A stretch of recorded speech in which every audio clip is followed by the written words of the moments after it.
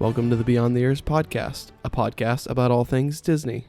You're listening to episode 20. Today we are doing another This or That Animal Kingdom version. So kind of going off of the Epcot and Magic Kingdom versions, we're just going to be doing rides and attractions in this podcast. And then maybe at a later date, we can do like food. Okay. We're also going to talk about some Disney news a little bit later in the podcast, and then I think Josh has some things. I'm going to go on a rant about New Asgard at Epcot.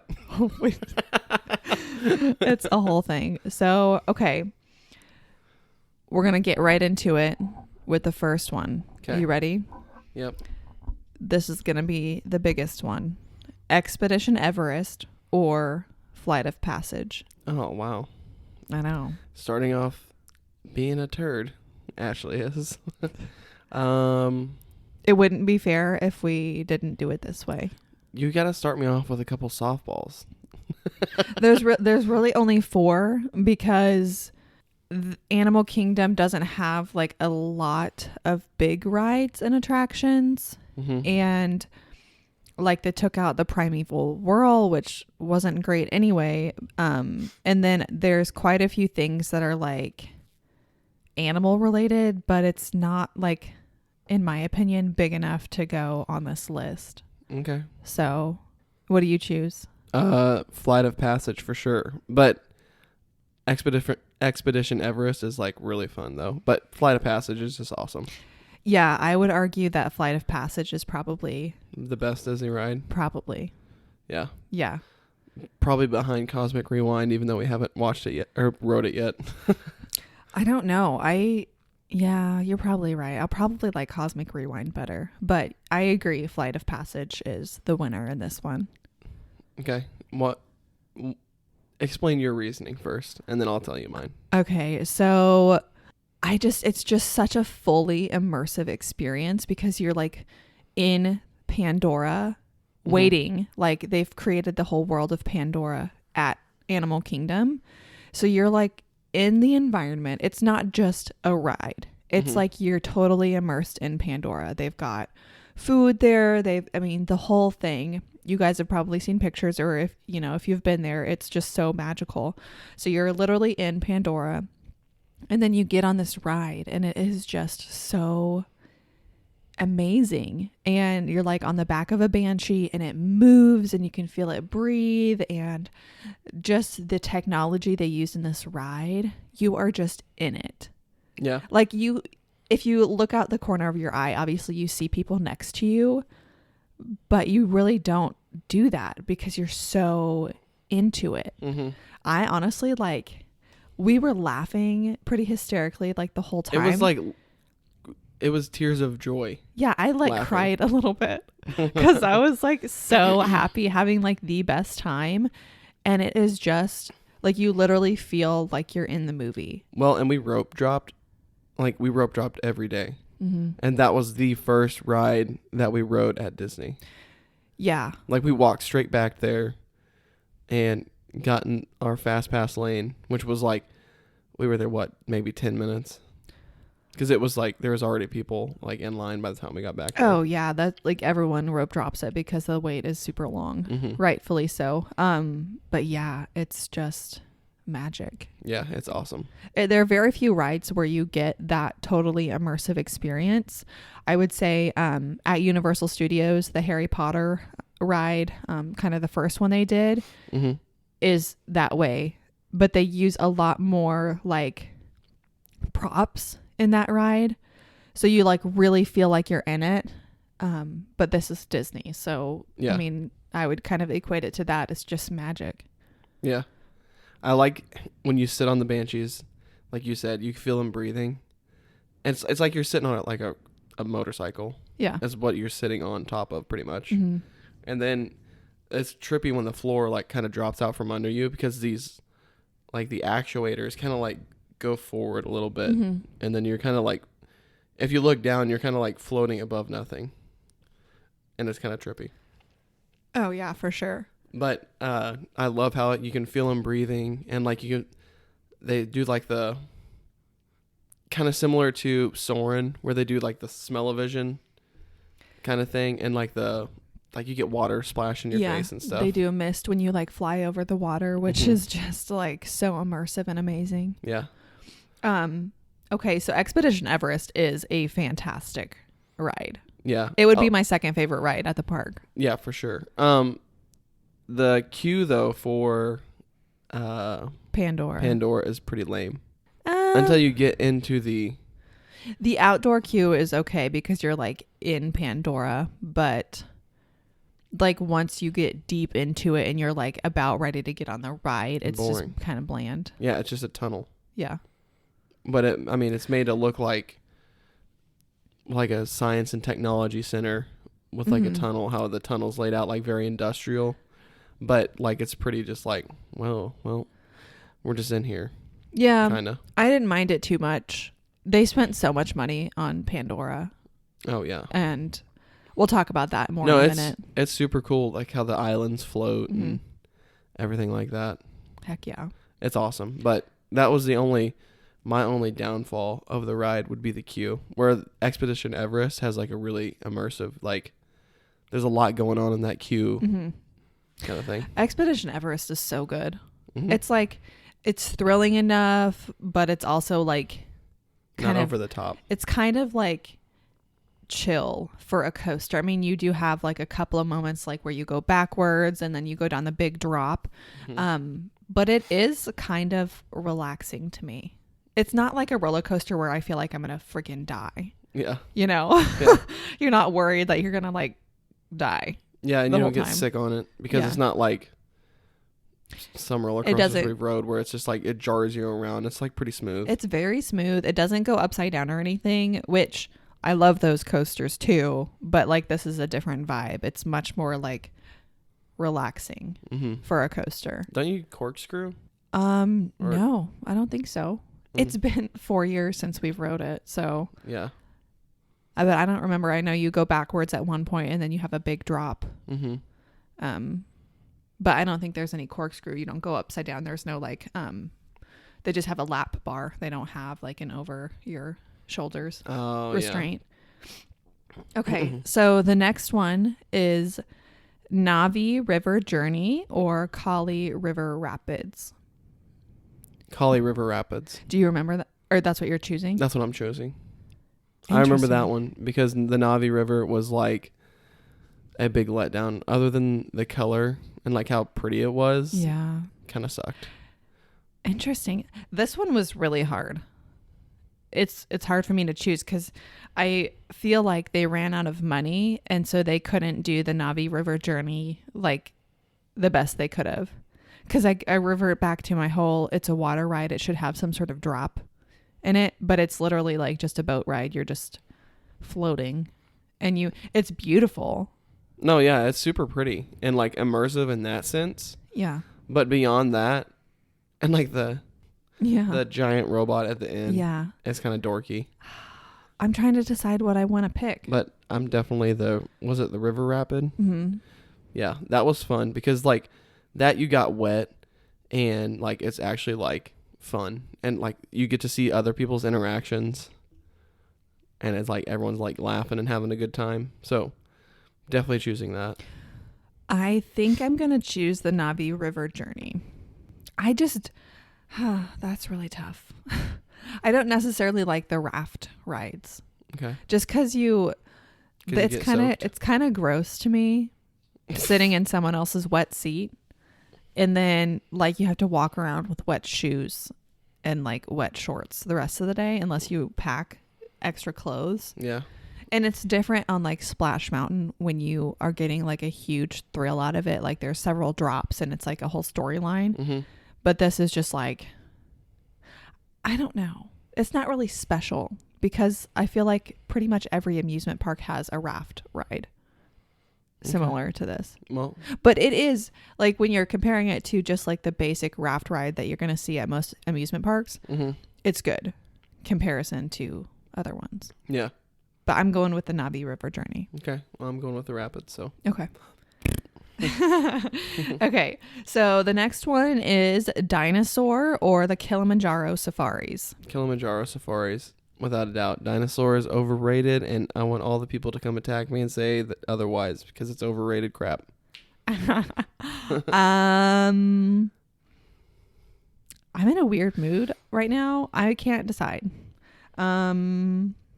Okay, so I am going to choose the Kilimanjaro safaris because I do get a little bit scared on dinosaur, and I think the Kilimanjaro safaris would be really fun as a family. So we're going to go with the Kilimanjaro safaris. I definitely agree. Okay. T-Rex or dinosaur, whatever it's called, definitely overrated. It's a fun queue, but outdated ride. Yeah. That's mid-2000s ride. Get something else. I like the ride vehicle. I think that's fun. That's okay. all right. Okay, we'll move on so people don't hate on you too much about that. Okay. The last one, It's Tough to Be a Bug, or the Festival of the Lion King. That's the play. The Lion King show. Mm-hmm. Yeah, or It's Tough to Be a Bug. It's tough to be a bug. This one is hard. I'm kind of leaning towards It's Tough to Be a Bug as well, even though I really like the Festival of the Lion King, but I'm going to go with It's Tough to Be a Bug just because it's inside the Tree of Life, which is so cool. Yeah, I agree. And walking up to the show, like, people don't realize how detailed the Tree of Life is. Like, it has carvings of animals in the tree, and you get to see the roots of the tree, like when you're walking up to the tree. So, like, all of the roots are, spreading out really far out, and they've all got carvings on it. I mean, it's just a masterpiece. Yeah, no, I totally agree. It's super pretty. And I'm a huge Bugs Life guy. I love that movie. It's in my top 10 Pixar movies. So, like, I was like automatically like, all right, this is awesome. However, I do think they need to update it. I agree. A little bit. Yeah, so it's kind of like Spaceship Earth in the sense that it's inside the centerpiece of the theme park. So Spaceship Earth is inside the ball at Epcot. It's Tough to Be a Bug is inside the Tree of Life at Animal Kingdom, and that is just so cool. But I agree with you. They need to update it. The theater is fine. Yeah, it's super cool. The theater is. So that I think they either need to come out with like a new Bugs Life Pixar short that is more relevant to the times now, but same characters, maybe like Flick and the Queen, Ada, have like a baby, have their own like children now or something. But I think that would be really fun. But it would have to be like relevant to the Pixar short. Yeah, I mean, I think they just need to update the animation and then it would be fine. But it's such a popular show. Yeah, that too. Definitely fun if you've got kids. For sure. Yeah, and then when you get stung in the back. And they do the stink bug thing. Yeah. With the smell-o-vision kind of. Yeah. Well, the first time you didn't tell me about you get stung in the back, you just like, there's a surprise and I'm not telling you about it. It's crazy. I was like, oh, okay. Yeah, so the Festival of the Lion King is definitely an amazing show, and you should go see it if you go to Animal Kingdom. It's definitely a must-do at Animal Kingdom. Both of them are. It's super fun, but I'm not into the plays as much as your family is, especially your sister. So whenever like we were like, oh, we're gonna go to the Lion King thing, I was kind of like, okay, like I like the Lion King, but like for me it was like a one and done kind of thing. I guess when we take Grayson, we'll have to go to it, but it won't. I mean, I don't think it'd be like we got to go to this every time we go here now. Yeah, no, I mean, you probably see it a couple of times and then you won't need to see it again for a while, but it just really depends on who you are, because there are actual acrobats and live action actors showing, it's super like cool. Doing the show. It's very cool. But okay, anything else about Animal Kingdom? Animal Kingdom is your favorite park, isn't it? Hollywood Studios is. Oh, okay. But there for a while. yeah, I would say it's like goes back and forth between the two. Okay. Depends on my mood, I would say.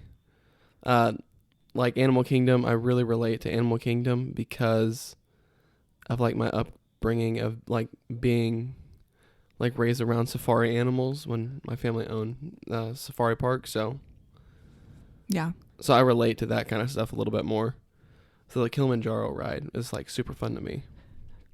But beyond that, I mean, it's just really pretty park. And it's super, yeah. that park itself is like really relaxing.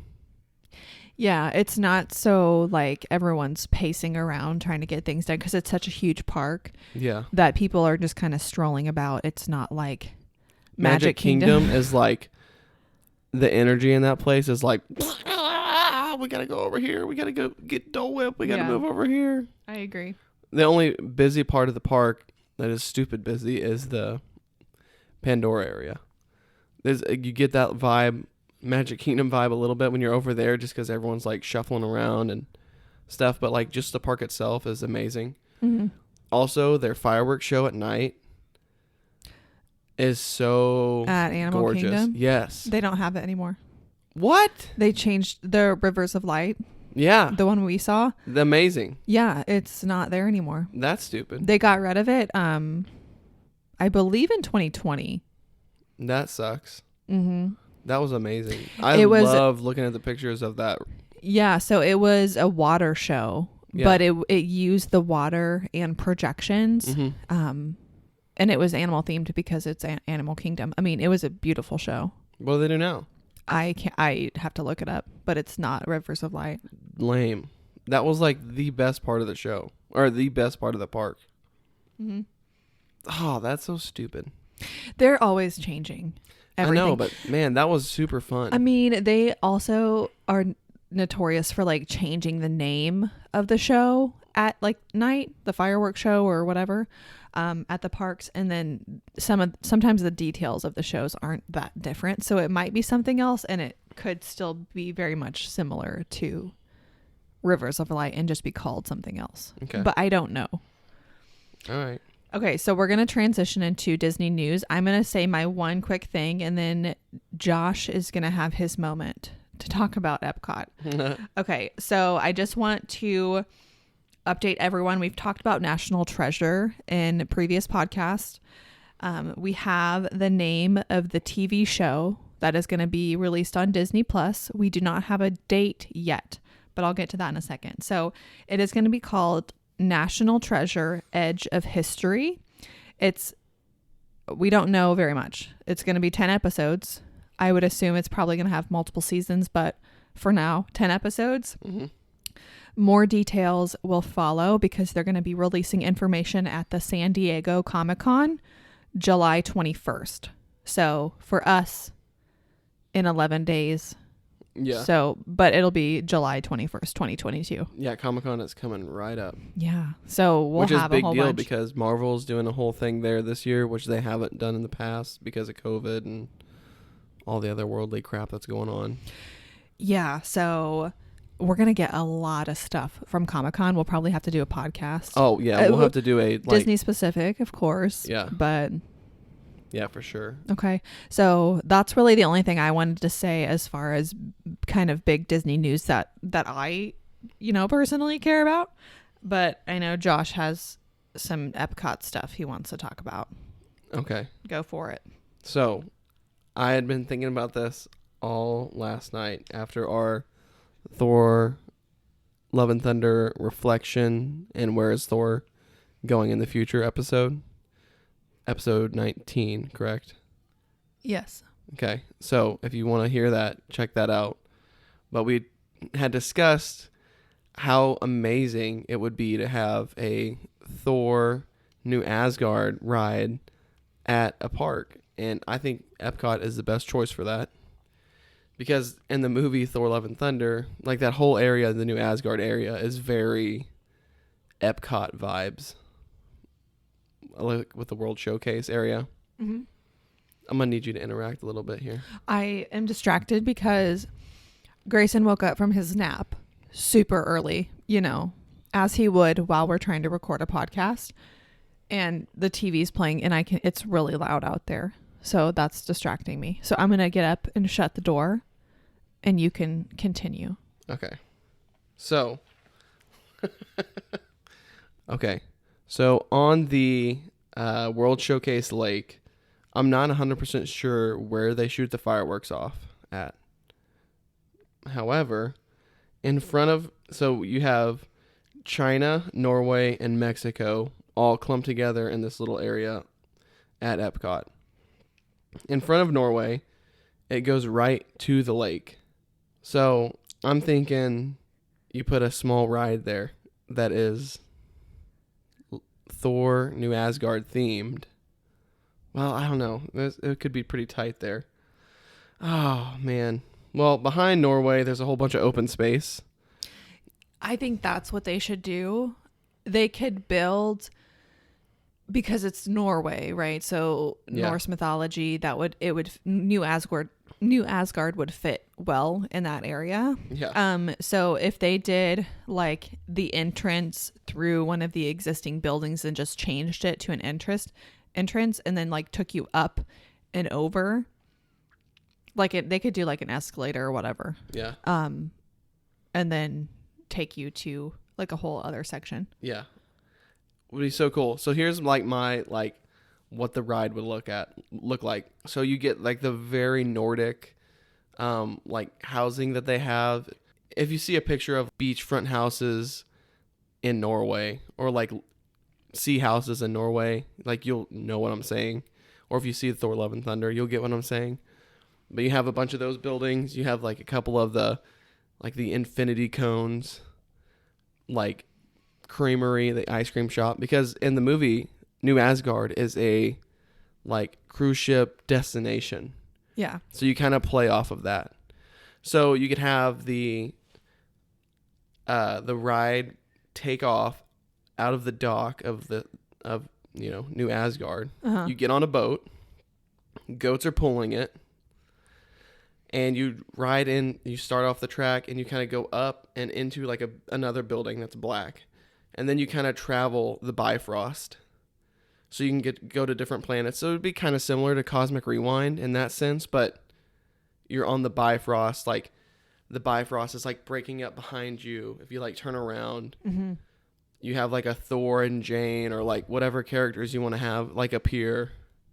You do like a little, not like a quick mission, but like just a quick ride through the place. And now we're interrupted.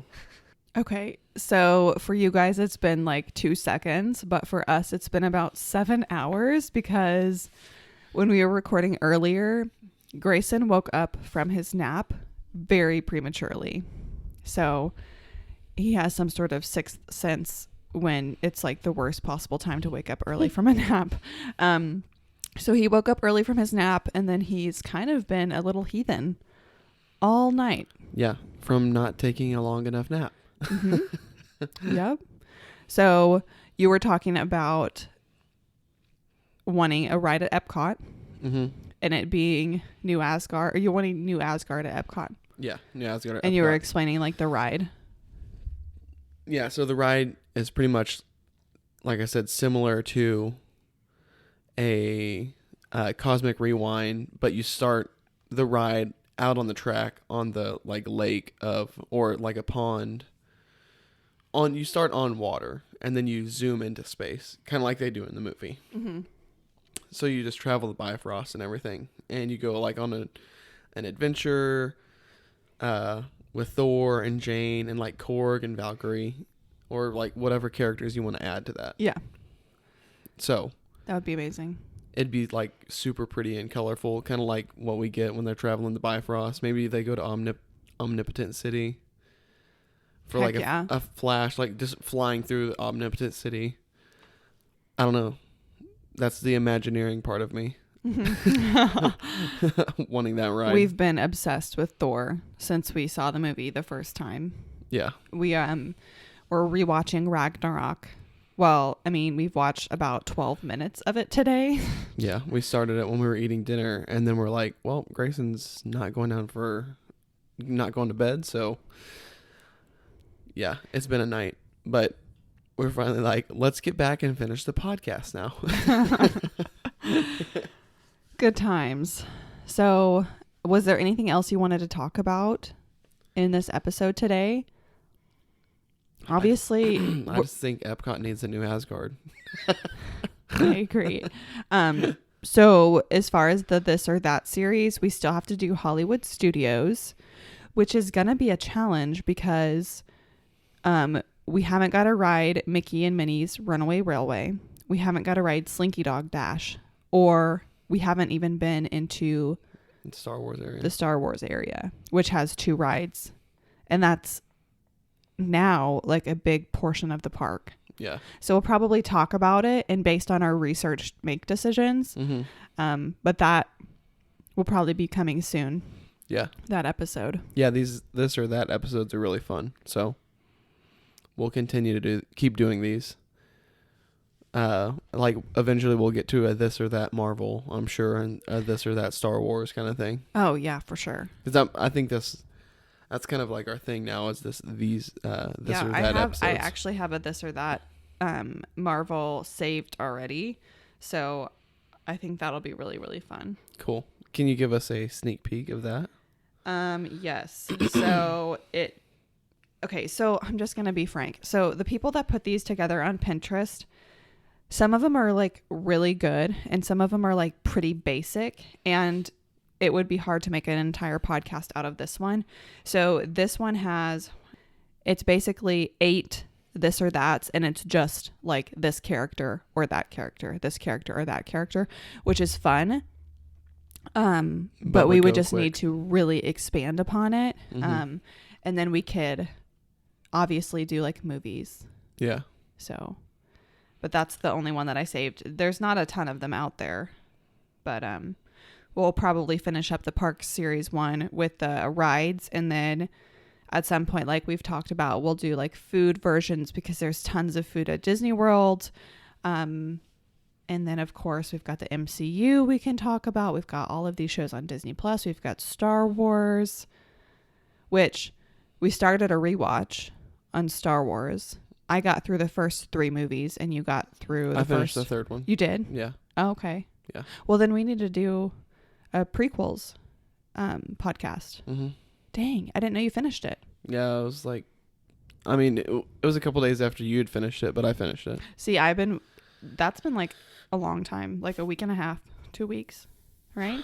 More, yeah, probably like something like that. So I thought this entire time I was like waiting for you to finish it. That's what happens when you live together and you have a child and you both work, is that you don't really communicate about like yourselves. Yeah, especially when she works retail, and if she closes, she does stuff during the day that I don't know that she does, kind of thing. Mm-hmm. Like cleaning. Well, yeah, and like other things that you do. Yeah. Like if you're watching the prequels. Yeah.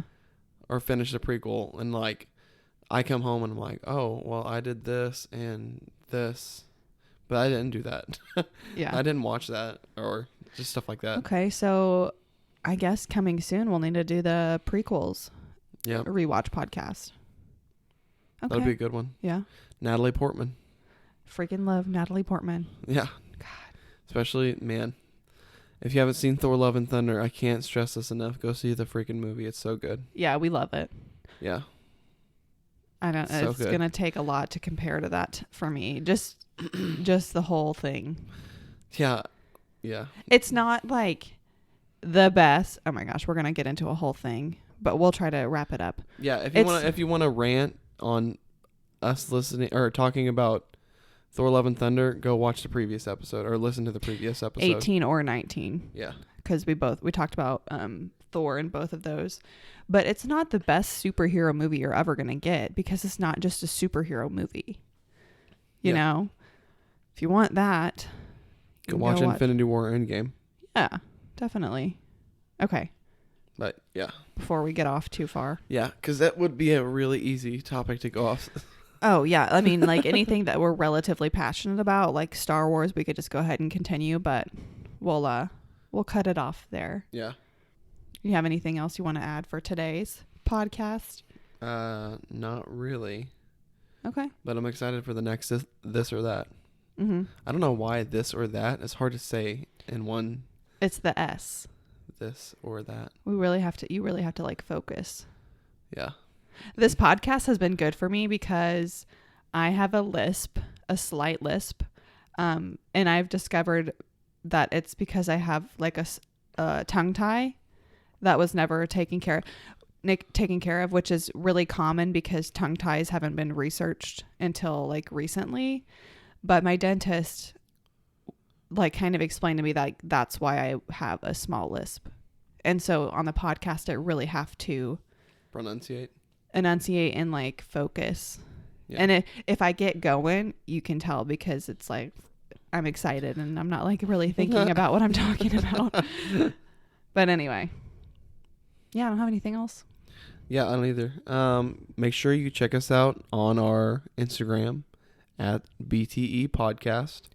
We've been posting quite a bit there here recently, and that's the easiest way to get in contact with us if you want to talk to us or message us directly.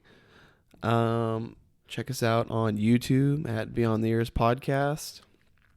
And yeah, if you're listening to us on Spotify, Anchor, or Apple Podcasts, thanks so much. And we're trying to get on more platforms. It takes a lot of time to figure that out. So yeah, so we're thinking that we would at least like to be on Google Podcast and then iHeartRadio.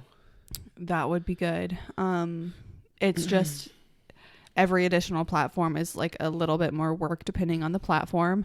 Spotify is directly linked with Anchor, so it makes it really easy. You just have to click post and then it goes directly to Spotify. Apple Podcasts is a little bit more work. YouTube is a lot more work. So any additional, platform you list is a little bit more. Yeah. And we're still thinking about a website that's, in the pipeline, but like something that we're not immediately like, oh, we're getting a website. And also like we have some like really fun ideas for t-shirts now after a couple of these episodes we've had. So like that would be really fun to do as well. Yeah. And also probably a Facebook page, but these are all things that are going to happen over the course of the next several months. Year. Yeah. We'll see how it goes. But yeah, that's all I had to say. Closing statements there. No, well, just thank you guys. And I hope you all have a wonderful rest of your day.